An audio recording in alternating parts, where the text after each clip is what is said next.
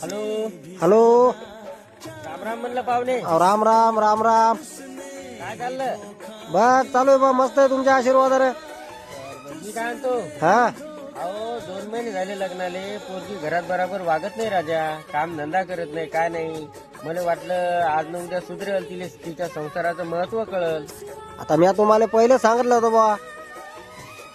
आता एक काम करा बा, ठेवायची तर ठेवा, नाही तर मग आमच्या घरी आमची पोरगी सुखरूप आणून झाला.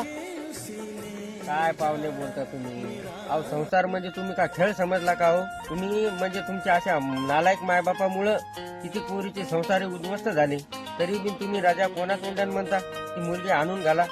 आता तुम्ही सांगा, एकट्या पोरगाच्या भरोश्यावर सगळ्या जणांना आयतं बसून खायचं म्हणल्यावर येणारी पिढी भीक मागल्याशिवाय राहणार नाही ना. तुम्हाला लाजा वाटप आहेत राजा, हे असं बोलून तुम्ही मुलीचे म्हणजे संसार धोक्यात आणायला लागले ना.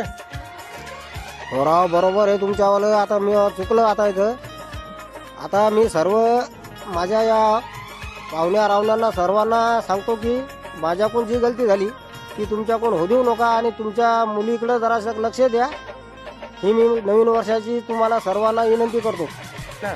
आणि मुलांच्या बिन आई वडिलांना माझी या नवीन वर्षाची एकच विनंती की सर्वांनी आपापल्या मुलीवर आपापल्या मुलावर ध्यान देणे